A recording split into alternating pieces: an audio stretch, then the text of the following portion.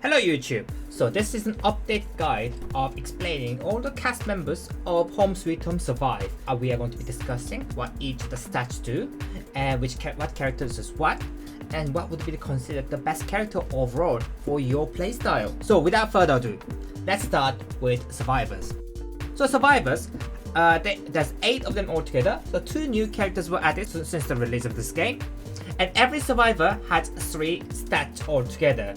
They have HP, stamina, and expertise. The game doesn't explain how much HP each character have. They just have a bar, so 1 HP bar, 2 HP bar, and so on. So we don't know exact numbers of it, but from testing and the leaks, I can confirm that 1 bar of HP means they have 96 points of HP altogether. 2 bar means 108, 3 bar means 120, and 4 bar means 132 HP. With the stamina, it just means how long they can run for. 1 bar of stamina allows you to run for 7 seconds fully, 2 bar means 8 seconds, 3 means 9, and 4 means 10 seconds. And lastly, expertise. Now, in-game description currently says the status speed of the progress bar if the skill check is perfect. That sounds like expertise makes the progress a lot more if you have high expertise, if you want to do perfect skill checks on the skill checks, but that would be wrong. As of a current patch, the higher expertise characters does not mean they make up more progress if you do perfect skill checks. It doesn't. It has been tested by myself and it does not make any difference. What it does, however, since the launch of this game, was that it slows down the skill. There's more time for you to do the skill check so that you can hit that perfect skill check a bit better. However, the difference of the skill check speed is so minimal that everyone pretty much have agreed that expertise at the moment, as it is now, is a completely useless stat. Now, with that in mind, let's start with actual character introductions. So first character we have here is Yuri. Yuri has 2 HP and 2 stamina. So that means she's got 108 HP and she can run for 8 seconds. Now, she has a skill called Flash Shutter that allows you to get a camera every 25 seconds, which can allow you to blind the Spectre for roughly about 3.5 seconds. And that's a complete blind that they can't see where you are. Now, they can hear you though. The camera does make a very, very high-pitched noise. So with a Spectre, if you are using good pairs of earphones or headphones, you can chase that sound to continue with your chase. However, the difficulty rises if you were to play Yuri in a multiple person setting. So if you're say chasing a Tim, for example, and Tim's injured, right? So you want to kill Tim off. And then Yuri comes out from nowhere, flashes you, now you're blind, you can hear the camera, but you can't hear Tim. Yuri's camera is a very, very strong tool. It is actually the best CC ability in the entire game. You can make a person completely blind using a holy water, but that requires 3 shots. Yuri's camera, on the other hand, does not have any animation. It's instantaneous. Only drawback being is that 1, it makes high-pitched noise, which can still be followed. 2, it needs to be done within 6-meter range. And 3, it has to obviously face Spectre's face. So you're flashing back of Spectre. Obviously that's not going to blind the Spectre, is it? So there is few requirements there, but meeting those requirements is not exactly difficult to do. And that makes up for her lack of stamina in a sense. Now next character we look at is Tim. Tim's got again 2 bars of HP, so 108 HP, but with a 3 stamina bar, which means he can run for 9 seconds. And he's got something called a non-metal knife.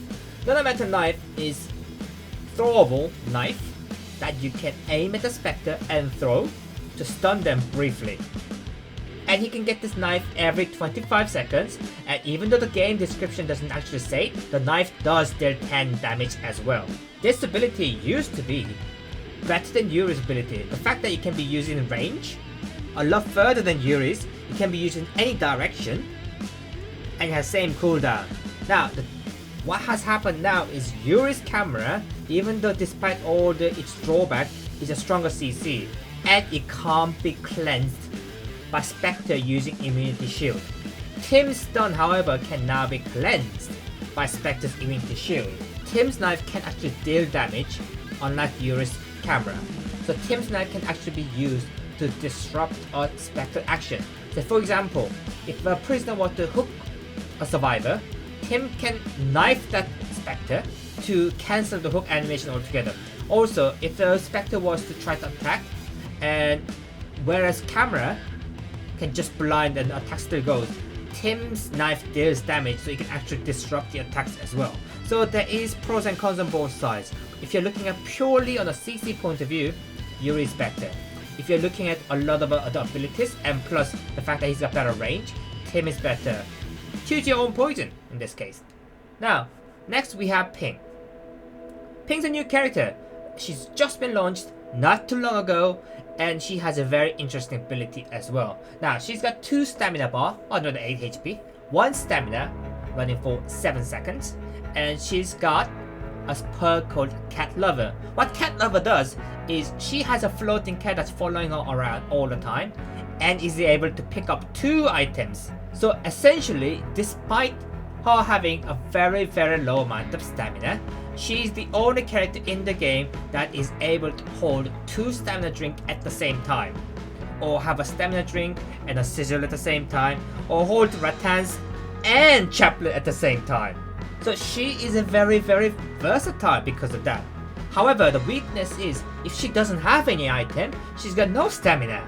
So she's easiest one to chase, easiest one to kill, and without any item, she really suffers.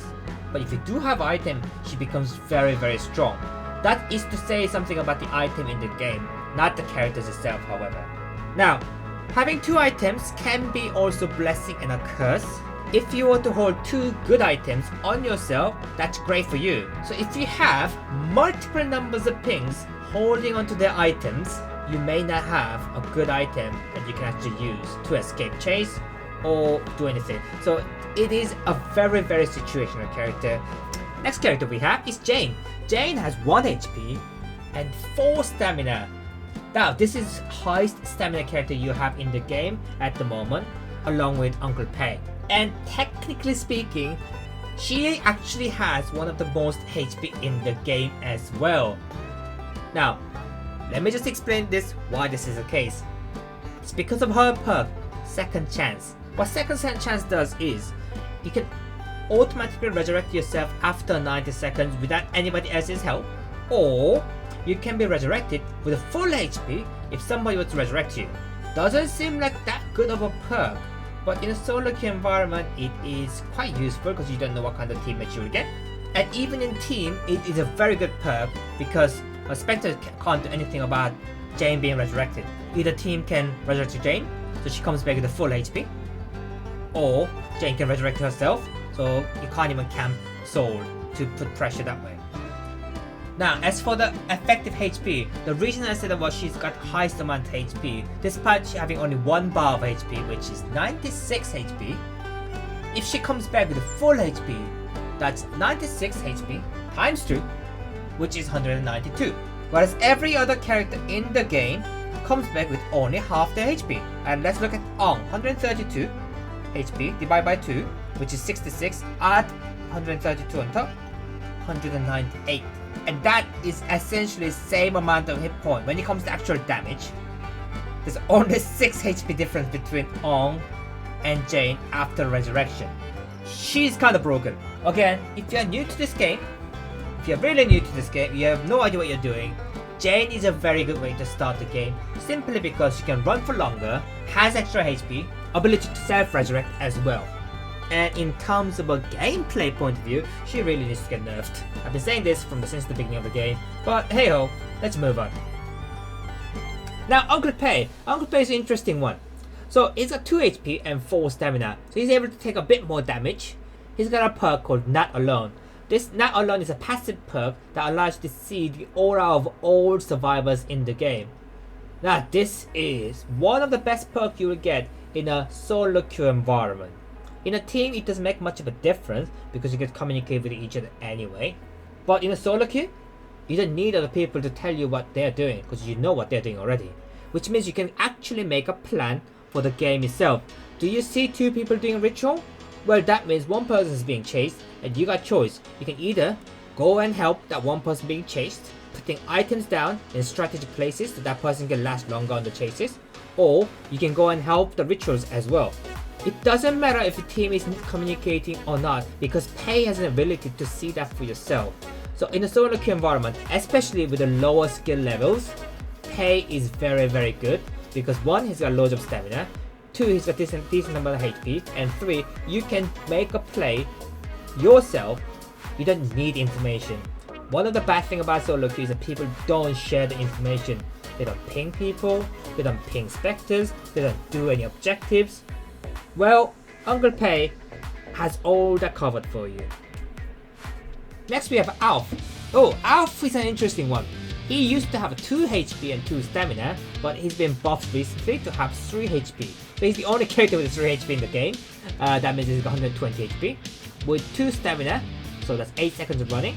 And he's got a perk called Let's Fight the Ghost. Let's Fight Ghost allows you to have a bare hand item, which allows you to stun Spectre very briefly, which is 0.5 seconds, and also deal damage. This is actually one of the better perks for dealing damage in the game. It's a free perk, allows you to deal damage, and if you are to use a certain perks that reduce cooldowns, you can use this every 10 seconds.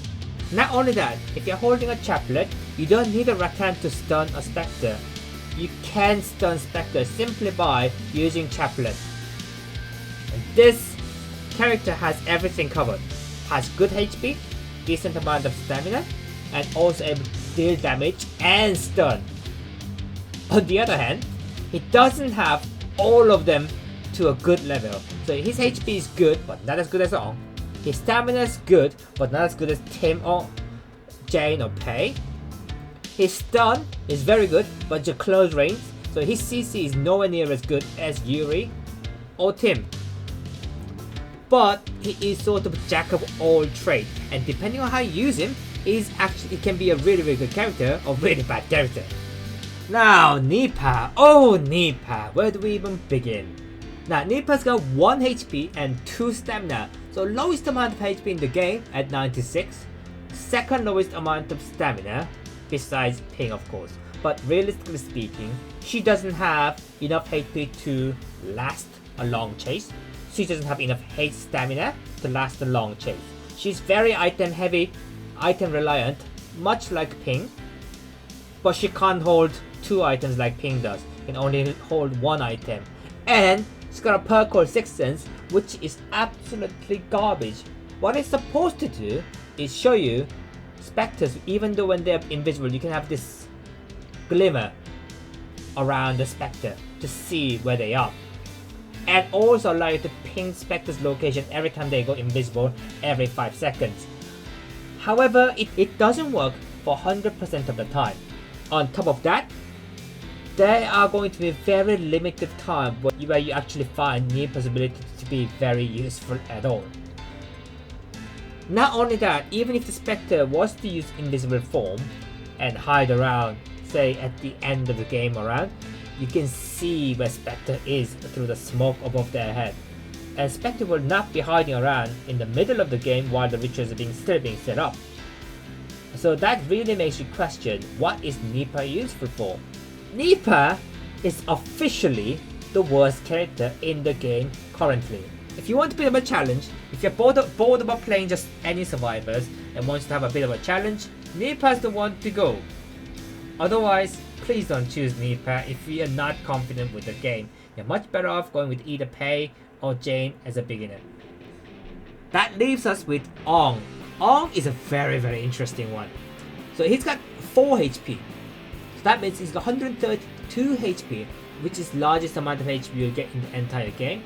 He's got 2 bars of stamina, which used to be 1, but now is now 2, so he can run 8 seconds as well. And his perk called Berserker is when he's half HP or lower, he can deal extra damage with any items that can deal damage. So holy waters, rattans or chaplets, they all deal 5 damage extra. Now that 5 damage extra doesn't seem like a lot, and in all honesty, it isn't a lot. But if it's not a chaplet, so say you're using a rattan or holy water, all those damages do stack up, and Onon is surprising in terms of how much damage he can do. And because he does so much HP as well, he's able to absorb so much damage and not die. But again, due to the lack of stamina, if you're not familiar with the game, so you don't know where to loop, you don't know where to go, you don't know the whole map layout, Onon is not going to be your best character. Any character that doesn't have any CC abilities and that doesn't have enough stamina is not the best one to go for if you're a beginner. If you are, however, experienced with the game, by all means, Onon and Alf can be very fun to play. Now that's all the survivors side done. Now here's a quick wrap up. If you're in a solo queue, I would highly recommend that you use either Uncle Pay or Jane, especially as a beginner into the game. They will be easier to run with, easier to know the maps with, and they can do a bit more, even with players that are new to the game. Try not to use harder characters such as Alf, Nipah and Onon. They are genuinely harder to use, and depending on whether you're playing with your friends or whether you're playing solo queue, Ping can also go into that category as well. Now looking at Spectres. Spectre wise, we have 3 Spectres available at the moment, so that's 1 extra Spectre that was added since launch. They all have 3 stats altogether, that's strength, movement and sneak. What strength does is, more strength you have, the more damage you will do.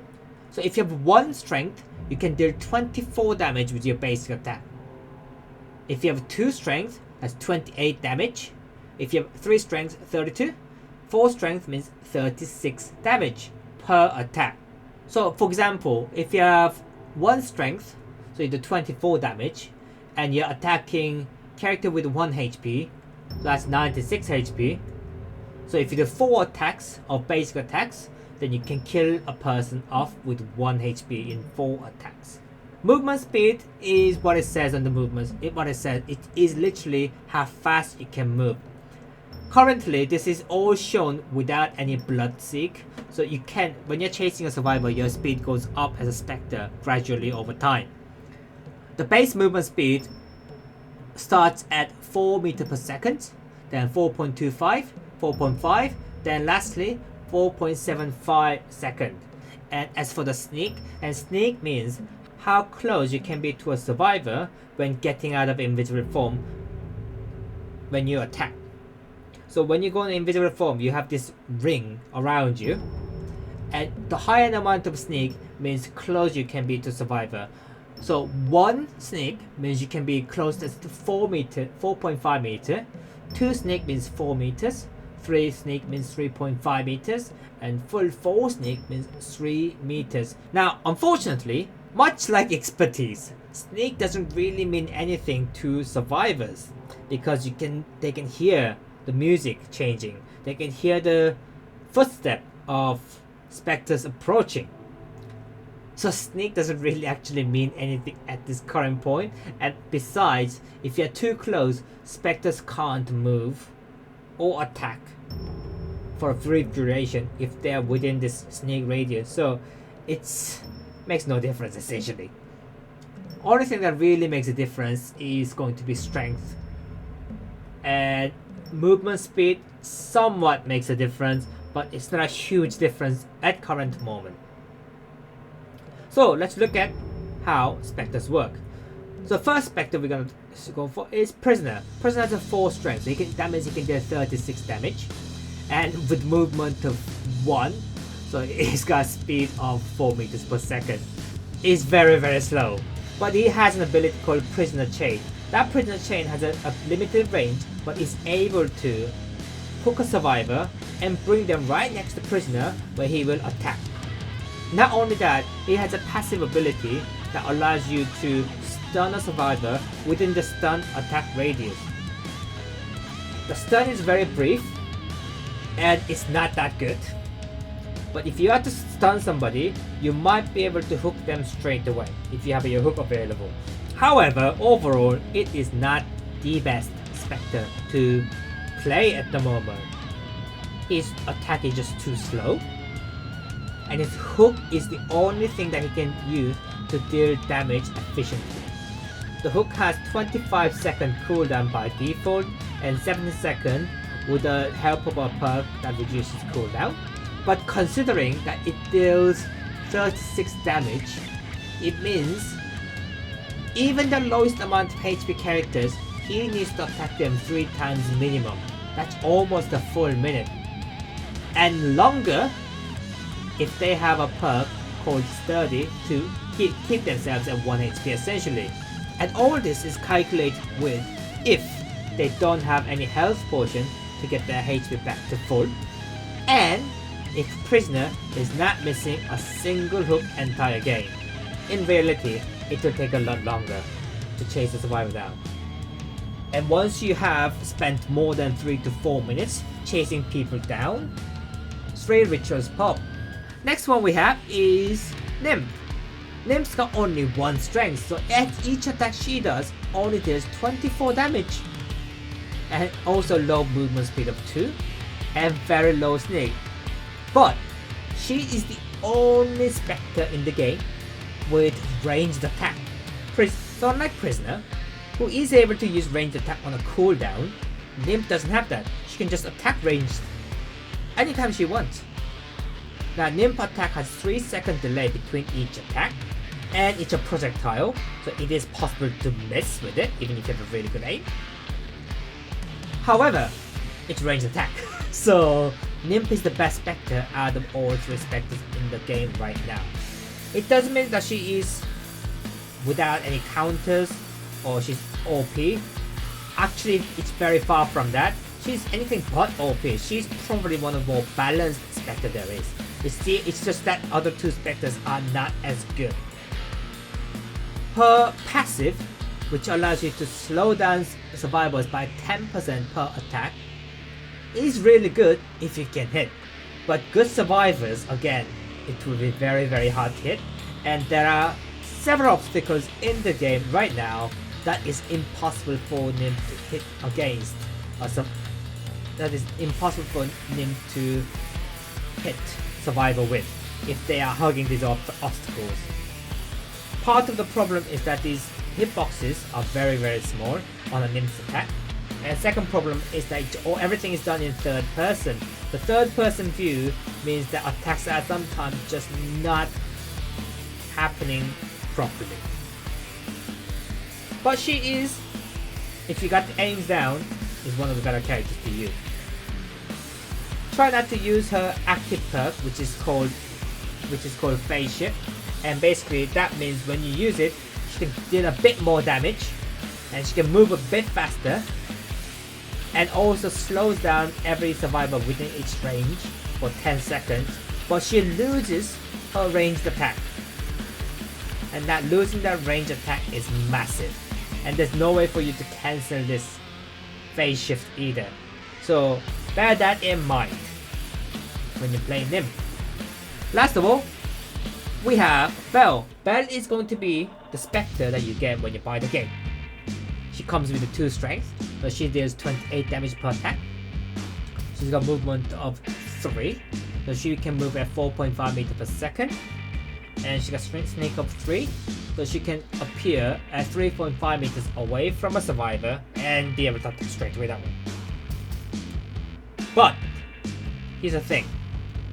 She's the highest movement speed character Spectre wise in the entire game right now. She cannot catch a survivor that are running at full blood seek. So blood seek means you're chasing a survivor and your speed goes up gradually. Takes about 15 seconds for you to reach the maximum speed, but even at maximum speed, you still can't chase the survivor down when they're running. So put this into perspective. This is currently the fastest Spectre available in the game. Fastest Spectre still can't catch up with the survivors that are running. Right? With 2 strength, so at 28 damage, she still needs to hit survivor at least 4 times to kill them off. At least 4 times as well. So time to kill a survivor is very long. Now she does have a perk called Blood Portal, which means you can teleport right next to a survivor you're looking at. Through a vent, through a pod, through elevators, a drop downs, you can actually do that. Even though the game description says that it's a random survivor, it's not really random. It's more like you're looking at the direction, the closest survivor you're looking at. That's how it usually works. Usually, it's bugged sometimes. But here's a problem with her perk. Her perk, Blood Portal, has 90-second cooldown. So it's not something that you can use, and nor can you use it reliably to chase the person down. So take your poison essentially at this point. So some people might consider Belle to be the most balanced Spectre because she's a default Spectre. On the contrary, she's not.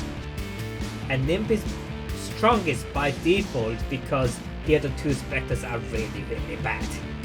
That's how bad they are in the game right now. But this is all currently due to the lack of balancing, and there is lack of matchmaking.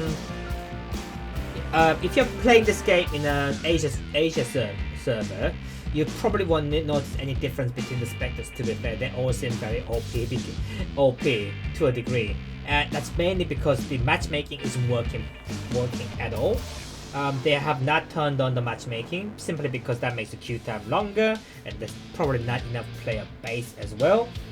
But overall speaking, right now, Spectres are weaker by far. If you want to play this game, want to learn the game, by all means play Spectre. Play Belle is what I would recommend, you strongly recommend if you're new to the game, because she will actually go through the basics of the game. And if you are chasing a good survivor, you will see what kind of a route that they take, what kind of where they run, where they drop down, what kind of whether they use pods or vents, to how they waste their time when the chases. So Belle can be very, very good in that sense to learn the game. As you get better at the game, if you are looking to actually win games, Nymph is something I would recommend to use. As for Prisoner, you will see that there is a reason why you don't see prisoners at all. Right, that's it from me for this quick guide video. Thank you guys for watching. See you next time. If you like this video, please like and subscribe. I upload videos on regular basis. If you got any suggestions or anything you have in mind, please leave a comment down below. Thanks for watching.